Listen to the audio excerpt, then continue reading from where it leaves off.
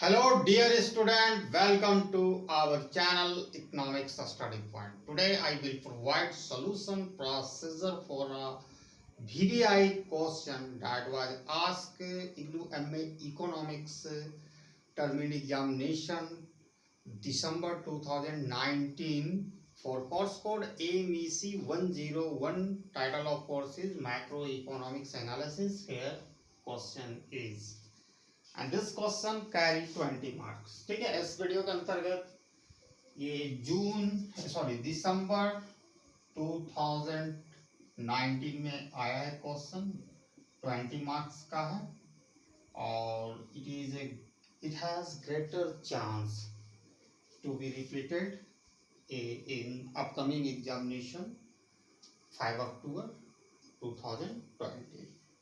ठीक है, so you can see this question has a three parts. First, given a Cobb-Douglas utility function, u is function of x1, x2, x1 to the power alpha, x2 to the power beta, where x1, x2 are two goods a consumer consume at per unit prices of P1, P2 respectively.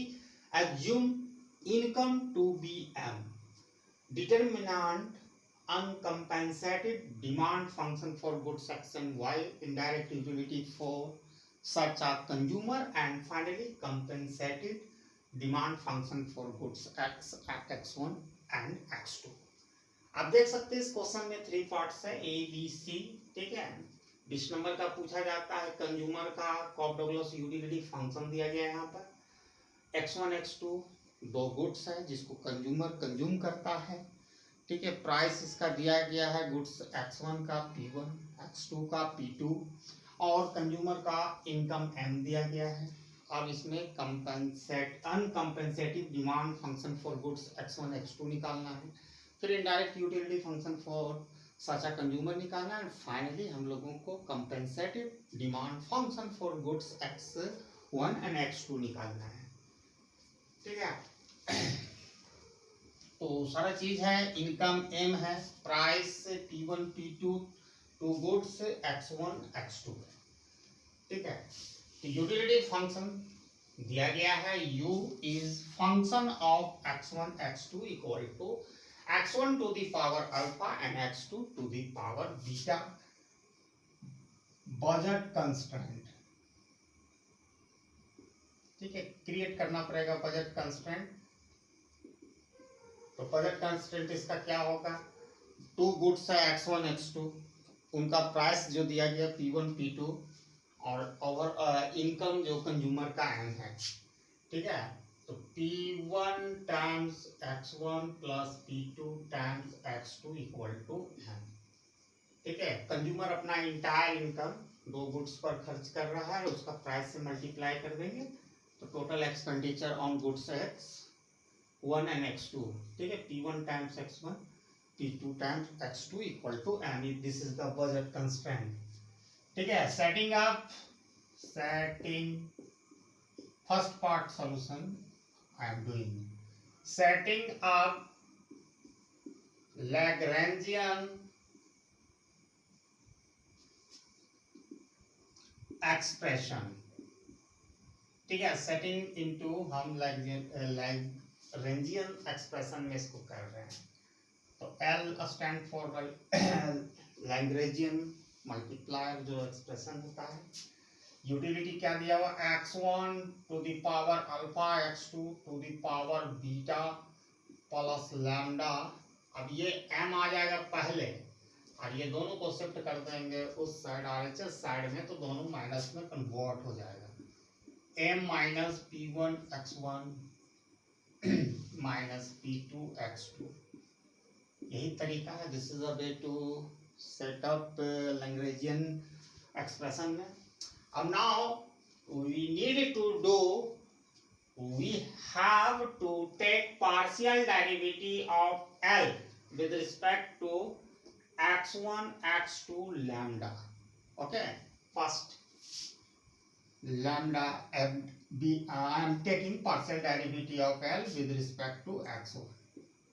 ठीक है, very simple. Alpha come first, x1 to the power alpha minus 1 times x2 to the power beta, this becomes 0, x1 minus lambda p1 equal setting into 0। ठीक है, बहुत simple है। x1 के respect में लोगे तो माइनस पी वन से lambda गुना होगा, बस इसमें थोड़ा सा मैनिपुलेटिंग करना पड़ेगा। ठीक है, इसको लिख सकते हैं alpha x1 to the power alpha time x1 to the power minus 1 as a law of indices आप समझ सकते हैं, x to the power m minus n, इसको इस तरह लिखा जा सकता है x to the power m times x to the power minus n। यही काम यहाँ हम कर रहे हैं। ठीक है, यही काम यहाँ हम कर चुके हैं। x2 to the power beta as it is है, और उधर शिफ्ट कर देंगे RHS साइड में, तो it become plus lambda p1। अब ये इसका जब भी याद रखिएगा x to the power minus n, it can be written as per law of indices x to the power 1 by x to the power n। ठीक है, जब इसको नीचे करेंगे इसका पावर पॉजिटिव हो जाएगा, तो alpha x1 to the power alpha ये नीचे चला जाएगा, x1 बन जाएगा, इसका पावर पॉजिटिव हो जाएगा। x2 to the power beta equal to lambda p1, it become equation 1। Now take the partial derivative of L with respect to x2। Same procedure आपको यहाँ अपनाना पड़ेगा। अब x2 के रिस्पेक्ट में लेंगे तो beta come first, x to the power beta minus 1।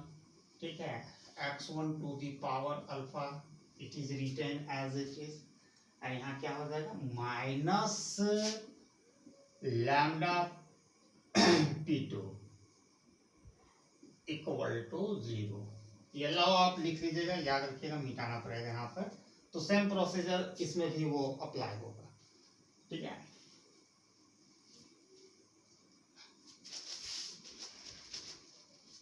अब सेम प्रोसीजर जैसा हमने फर्स्ट में किया था, beta x2 to the power beta times x to the power minus 1 x1 to the power alpha, इधर दोनों को शिफ्ट कर देंगे, lambda p2 beta x2 to the power beta ये नीचे चला जाएगा, x2 होगा times x1 alpha equal to lambda p2, it become equation 2। ठीक है, इसको थोड़ा अरेंज भी करके आप लिख सकते हैं। आगे x1 को लिख दीजिएगा beta x1 to the power alpha x2 to the power beta by x2 equal to lambda p2। ठीक है, ये इक्वेशन 2 है। ठीक है, अब now we need to take partial derivative of l with respect to lambda.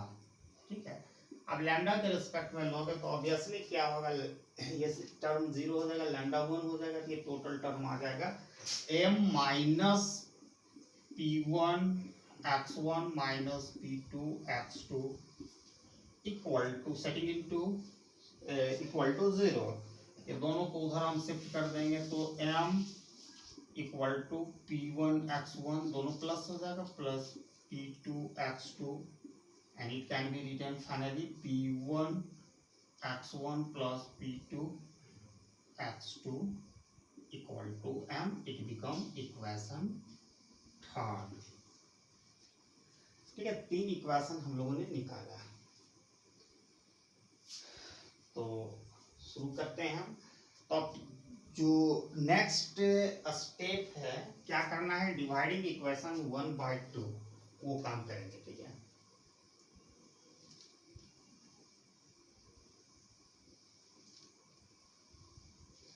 Equation 1 यहाँ है, equation 2 यहाँ है, हम वहां से ले लेते हैं, डिवाइड कर रहे हैं,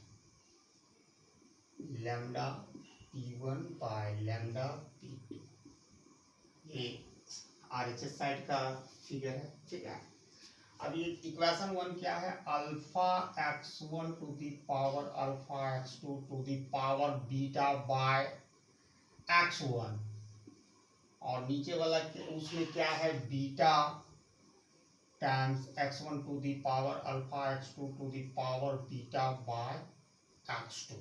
ये इक्वेशन यही है, ठीक है, equal to lambda p1 by lambda p2 divide कर दिए, ठीक है। अब डिवाइड करने के बाद आपको क्या, इसको थोड़ा अरेंज कर देते हैं इस तरह, alpha x1 alpha x2 beta x1, ये तो टर्म एज इट इज रहेगा, लेकिन x2 ऊपर चला जाएगा, x2 beta x1 alpha x2 beta, और ये लैम्डा लैम्डा कैंसिल यहाँ कर देंगे तो equal to p1 by p2, ठीक है। ये टर्म यहाँ और ये टर्म यहाँ दोनों कैंसिल हो जाएगा, तो finally we are left with alpha x2 by beta x1 equal to p1 by p2। Equation प्राप्त हो गया, इसलिए इसको क्रॉस मल्टीप्लिकेशन कर देंगे, ठीक है। तो क्या हो जाएगा, alpha p2 x2 equal to beta p1 x1। अब इजिली हम दोनों का वैल्यू निकाल सकते हैं, ठीक है, p1 x1 equal to alpha by beta, ये यहाँ तक ये चला जाएगा, इसमें डिवाइड हो जाएगा, तो अल्फा बाय बीटा लिखे times p2 x2। Similarly therefore p2 x2 तो सिर्फ उलट जाएगा, अब क्या हो जाएगा, beta by alpha p1 times p1 x1, ठीक है। दो वैल्यू हम लोगों ने निकाला, यहाँ लिख लेते हैं फॉर फ्यूचर यूज के लिए।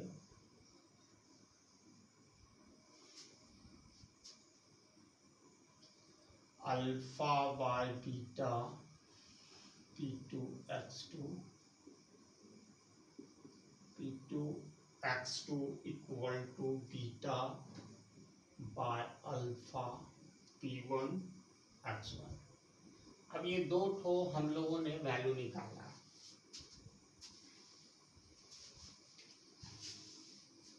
अब बैक टू हम लोग चलेंगे बजट कंस्ट्रेंट, ठीक है। We need to substitute the value of p2 x2 in budget equation third to get uncompensated demand function for goods x1, ठीक है। तो इक्वेशन थर्ड आपको निकाल चुके हैं, आप यहाँ देख सकते हैं, you can see here, this is the equation third. तो substituting the value of x1 x2 sorry x2 p2 x2, okay, p1 x1, first of all write down the budget constraint, that is the equation third, p2 x2 equal to m. Now substitute the value of p2 x2, okay, you can take from here p1 x1 value is beta by alpha p1 x1 equal to m। अब थोड़ा सा यहाँ आपको जानना पड़ेगा, as a law of exponent we know that the sum of exponent of Cobb-Douglas production function alpha plus beta equal to 1 होता है। Obviously beta का वैल्यू क्या होगा, 1 माइनस अल्फा, ठीक है। तो यहाँ पर बीटा का वैल्यू 1 माइनस अल्फा हम सब्स्टिट्यूट करेंगे, तो p1 x1 प्लस बीटा का वैल्यू अब क्या हो गया, 1 माइनस अल्फा, ठीक है, by alpha p1 x1 equal to m। अब इसका हम एलसीएम लेंगे होल का, तो अल्फा होगा, अल्फा से मल्टीप्लाई होगा p1 x1, यहाँ पर p1 x1 से ये 1 से होगा एक बार, एक माइनस अल्फा से होगा, तो plus p1 x1 minus alpha p1 x1 equal to m। this term cancel, cross multiplication P1 x1 equal to cross multiplication करेंगे तो alpha times a M, therefore x1 equal to alpha times m, alpha m by P1. This is uncompensated demand function for goods x1. x1 equal to alpha m by P1. This is uncompensated demand function for goods x1. Now we need to get uncompensated demand function for goods x2. We need to substitute the value of P1 x1 in equation third, that is budget constraint. ठीक है, अब इसी budget constraint में अगर हम P1 x1 का value substitute कर देंगे तो हम पा सकते हैं uncompensated demand function for goods x2. So what value we got for P1 x2? Alpha by beta P2 x2 plus P2 x2 equal to m. As we know, sum of exponent alpha plus beta equal to 1. Alpha equal to 1 minus beta. Okay, substitute the value of alpha.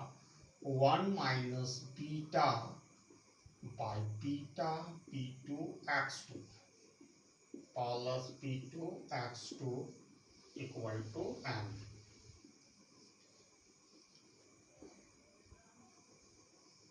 Taking the LCM, beta multiply first P2 x2 minus beta P2 x2 beta plus ये कुछ नहीं तो 1 है, 1 से multiply करेंगे beta, divide करेंगे beta आएगा, beta से फिर मल्टीप्लाई करेंगे P2 x2, beta P2 x2 equal to m. This term cancel, cross multiplication P2 x2 equal to beta m, therefore x2 equal to beta m by P2. This is the uncompensated demand function for goods x2. x2 equal to beta m by P2. यही आया. तो पहला part A का हम लोगों ने solution कर लिया. दूसरा पार्ट में मूव करेंगे. बी में indirect utility function for such a consumer.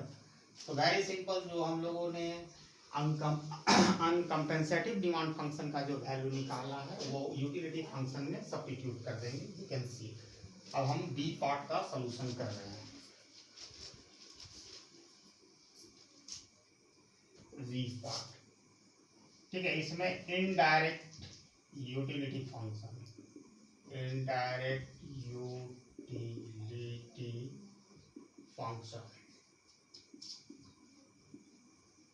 क्या होता है? V is function of income M, price of goods x1, price of good x2.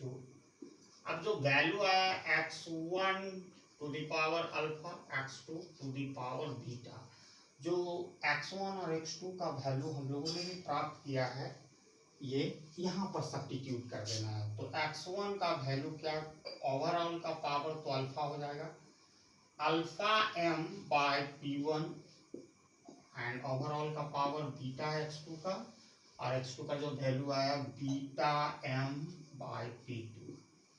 अब इस ब्रैकेट को तोड़ेंगे, इसका power alpha to the power alpha m to the power alpha P1 to the power alpha into beta to the power beta m to the power beta P2 to the power beta. अब थोड़ा सा मैं arrange करेंगे यहाँ पर. ये दोनों तो कुछ नहीं हो सकता, तो इसको लिख सकते हैं alpha to the power alpha beta to the power beta. ठीक है. m का बेस 1, माने दोनों का बेस सेम है, तो अल्फा प्लस बीटा एज पर लॉ ऑफ इंडिसेस से जुड़ जाएगा। ठीक है, नीचे होगा P1 to the power alpha, P2 to the power beta. ठीक है, यहाँ तक आया। और हम जानते हैं कि alpha plus beta as the sum of exponent of Cobb Douglas production function equal to 1। तो m1 की जगह 1 हो गया, तो फाइनली हमको निकला alpha to the power alpha beta to the power beta m by p1 to the power alpha, p2 to the power beta. This is the indirect utility function.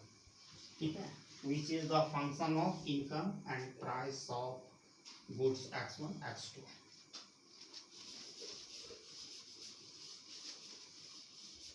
ठीक है, तो बी पार्ट का भी solution हम लोगों ने कर लिया। अब सी पार्ट का सोल्यूशन ये भी निकल गया, यानी indirect utility function.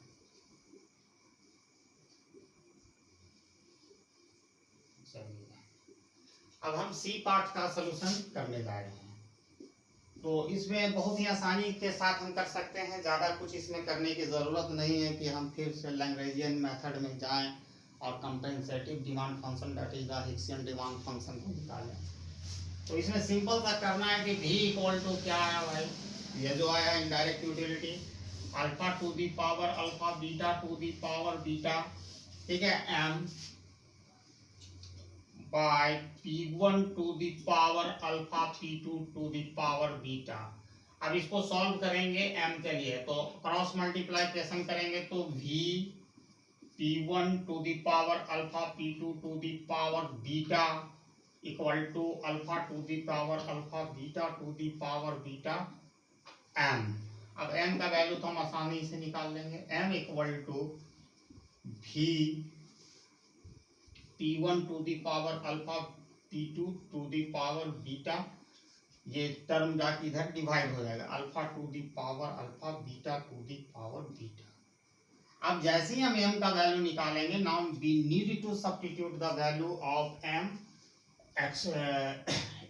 x1 and x2 here. Okay, जो भी whatever the demand function for commodity x1 and x2 हम लोगों ने निकाला है, तो वन बाय वन करके निकालेंगे। ये सी का सलूशन है, तो करते हैं। x1 equal to alpha m by p1, यही है हमारा जो demand function for uncompensated demand function for commodity x1। तो we need to substitute the value of m in uncompensated demand function for commodity x1 in order to get compensative demand function for commodity x1। ठीक है, अब very simple है, यहाँ पर क्या क्या करना है वो देखना है। अल्फा एज इट इज रहेगा, एम का वैल्यू क्या आया, v p1 to the power alpha p2 to the power beta by alpha to the power alpha beta to the power beta, यही है p1। अब इसको अरेंज कर देते हैं,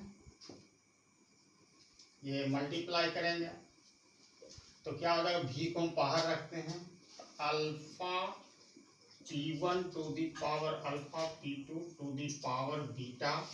ठीक है, ये तो p1 इससे मल्टीप्लाई हो जाएगा, नीचे ही रह जाएगा, p1 alpha to the power alpha beta to the power beta. अब इसमें थोड़ा सा मैनिपुलेटिंग करेंगे तो इसका हम कंपेंसेटिव डिमांड फंक्शन फॉर x1 हम निकाल लेंगे। तो यहाँ थोड़ा सा देखने की जरूरत है, v एज इट इज रहेगा, ये alpha to the power alpha and यहाँ पर अल्फा टू दी पावर 1 है, तो इसको लिखा जा सकता है alpha 1 minus alpha, no doubt. और ये p2 to the power beta है, उसको एज इट इज रहने देंगे। ठीक है, अब आपको क्या करना है, p1 to the power alpha, यहाँ p1 है, किसका p1 का पावर 1 है, तो ये नीचे शिफ्ट कर देंगे, तो p1 to the power 1 minus alpha, ठीक है, और beta to the power beta. और हम जानते हैं कि beta equal to alpha plus beta equal to 1, तो beta equal to 1 minus alpha. तो यहाँ substituting the value of beta equal to 1 minus alpha equal to beta, तो सारा जगह पुट कर देते हैं भी alpha to the power beta P2 to the power beta, ठीक है, P1 to the power beta and beta to the power beta equal to, इसको फिर अरेंज करके इस तरह लिख सकते हैं होल का पावर, तो alpha by beta, okay, alpha by beta P2 by P1 whole power of beta. This is the compensating demand function for commodity X1, and similarly we can get compensating demand function for commodity X2. तो m का value हम यहाँ से फिर ले सकते हैं, m का वैल्यू यहाँ सब्स्टिट्यूट करें तो अब X2 में हम लेके चलेंगे। तो X2 जो डिमांड फंक्शन हम लोगों ने निकाला था कंपेंसेटिव डिमांड फंक्शन, उसको लिख देते हैं और सिमिलर प्रोसेस हम अपनाएंगे। यहाँ भी क्या करेंगे, P2 लिखेंगे, बीटा यहाँ लिखेंगे और जो m का वैल्यू हम लोगों ने यहाँ निकाला था अभी हम मिटा दिया, जो यहाँ हमने सब्स्टिट्यूट किया, तो भी P1 to the power alpha P2 to the power beta alpha to the power alpha beta to the power beta, यही था। एक बार मिला लेते हैं भी, ठीक है, यही था। अब वही इसको फिर मल्टीप्लाई करेंगे, भी को हम साइड में रखते हैं, पहला नंबर भी को अलग रखते हैं, तो ये बीटा चला जाएगा अंदर की ओर, P1 हम ब्रेक ही कर दे रहे हैं ब्रैकेट को, P1 अल्फा P2 बीटा, ठीक है, ये P2 तो यहीं आ जाएगा और alpha to the power alpha beta to the power beta, ये हो गया। अब वही सेम प्रोसीजर हम यहाँ अपनाएंगे और सारा काम उसी तरह करेंगे तो आराम से निकल जाएगा। आप ये देखिए beta to the power beta, यहाँ पर बीटा टू दी पावर 1 है, दोनों का बेस सेम है, जैसा मैंने अल्फा में किया था कि हाँ लिख सकते हैं beta to the power 1 minus beta और P1 to the power alpha as it is रहने देते हैं।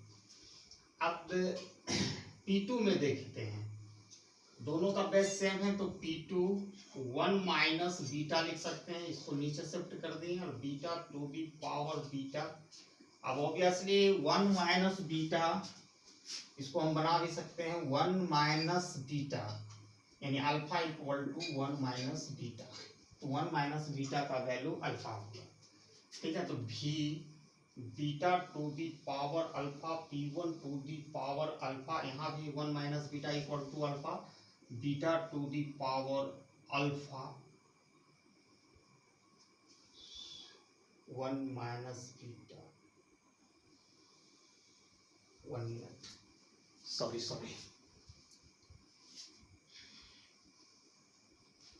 ये स्टेप थोड़ा सा यहाँ पर रिपीट हो गया। भी ये बीटा को ऊपर हम शिफ्ट कर देंगे तो बीटा 1 माइनस बीटा, ठीक है, P1 to the power alpha.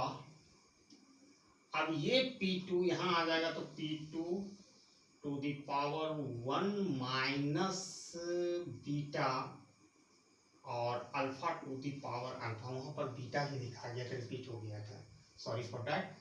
अब 1 minus alpha plus beta equal to 1, okay, तो alpha equal to 1 minus beta, तो 1 माइनस बीटा का वैल्यू अल्फा है, तो जहां यहाँ सब्स्टिट्यूट कर देते हैं भी beta to the power alpha P1 to the power alpha P2 to the power alpha and alpha to the power alpha. आप इसको अरेंज करके लिख सकते हैं भी beta by alpha P1 by P2 of whole power alpha. This is compensating demand function for commodity X2. I hope everybody got the concept and easily आप इसको achieve कर सकते हैं 20 मार्क्स, बहुत ही आसानी से बन जाएगा, ज़्यादा कैलकुलेशन भी नहीं है और काफ़ी आसानी से आप इसको स्कोर कर सकते हैं। Thanks for watching my video till and. जय हिंद।